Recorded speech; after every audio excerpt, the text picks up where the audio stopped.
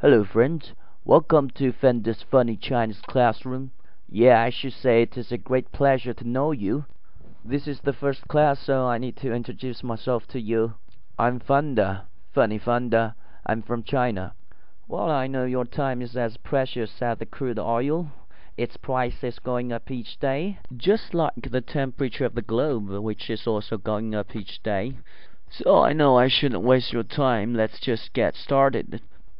First, let's have a look at today's words. I suggest you to get a piece of paper and a pen ready to write all the words down because they are important in understanding the story I'm going to tell you later. Okay, let's have a look at the first word, which is 吃饭. Okay, listen again. 吃饭. This word basically means to have a meal or have meals. Here, the first character, 吃, in Chinese means eat, and the second character, 饭, means meal or meals. So here we can see a very important principle in the grammar of the Chinese language, that is, we don't have such forms as plural or singular for the nouns. In other words, both forms of nouns in Chinese are totally the same. Let's go back to the word 饭 here. It means lunch or supper or even sometimes breakfast, whatever. Let's read the word together for 3 times.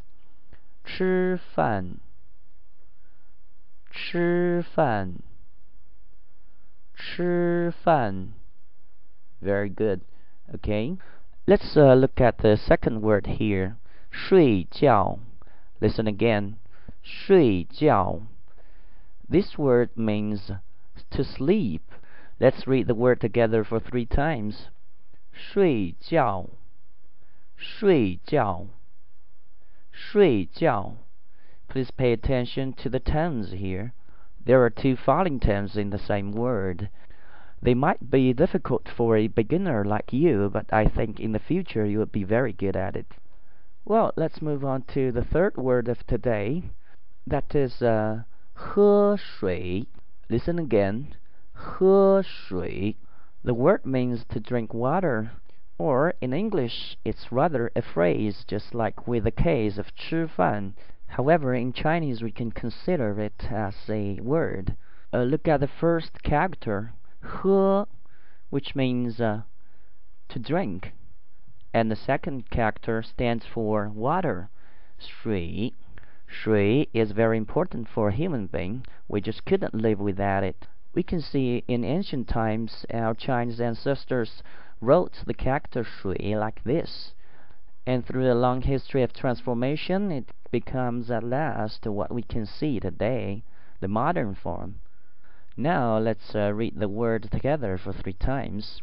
喝水喝水喝水. Very good. Maybe you have noticed now that the character 吃 standing for to eat and the character 喝 standing for to drink share a same part in their written form. This part, it is pronounced as 口. It means mouth. As we can see, its shape is very much like that of our mouth. Well, yes, you're right, because both to eat and to drink have something to do with our mouth. And this part is what we call radical in Chinese characters, if they have one. Okay, let's start learning the fourth word, 上厕所. Listen again. 上厕所. This word means to go to the toilet. The second and third characters, 厕所, mean the toilet. Maybe you have seen these 2 characters on the doors of WCs in China. Well, here the first character, 上, means to go or to come. I said here because in modern Chinese the word 上 generally means to go up or to rise. Only when it is before the word 厕所, it means to go instead of to go up. Let's read it together. 上厕所上厕所上厕所. Very good. You see, you really have some talents in learning Chinese, I should say. Alright, let's learn the 5th and last word of today. Let me first read it for you. Listen carefully. 学中文，学中文. It means to learn Chinese, which is what we are doing now. The first character 学 is a very frequently used word among students. It means to learn or to study.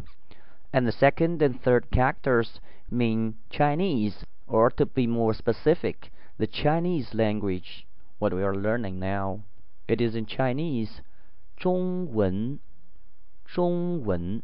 Okay, let's read the whole word together. 学中文，学中文，学中文. Perfect. Okay, so that's all the words we should learn today. Now, the real show will begin. However, before that, I strongly recommend that you pause here to review once again all the words you have written down on your paper to get familiar with their sounds, their character, as well as their meaning. Then I'm gonna tell you the story. Okay, welcome back. Here it goes. Once upon a time, Mr. Fanda, out of stupidity, went to Antarctica, and out of curiosity, he visited the penguin family. But that day, both the penguin mother and penguin father were outside seeking food.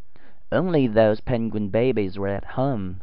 There were totally 100 baby penguins, brothers and sisters, under the same roof. What a big family! Meeting the penguins for the first time, Mr. Fender felt like knowing something more about their life. So he asked the first baby, "What do you do every day?" The first baby answered, "I 吃饭，睡觉，喝水，上厕所，学中文, and beat doodle." "What is beat doodle?" thought Mr. Fanda. "Could it be a sort of sports, just like taekwondo, like judo, or like karate or something like this?" Then he moved on to the second baby. "What do you do every day?"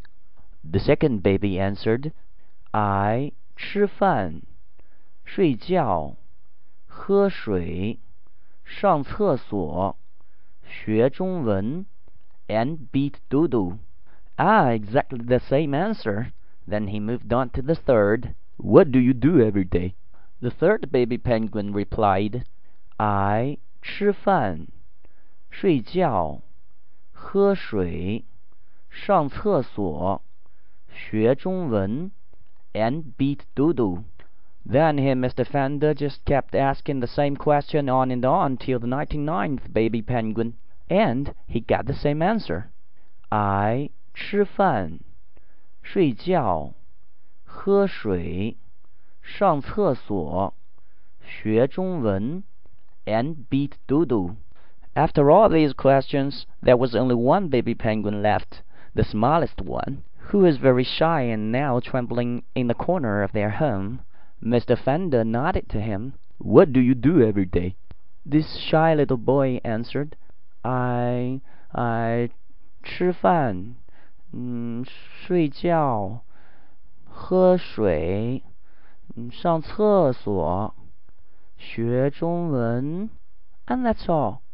Mr. Fanda said to himself. Why, he does not beat Dodo. And he said to the little penguin, "Hey, little boy, it doesn't seem to me that you do any sport. Why don't you beat Dodo?" Suddenly, this little boy started to cry. "Oh no, mister, you're really terrible. You know, my name is Dodo." Thank you for listening. For more funny Chinese lessons, please frequently visit my podcast.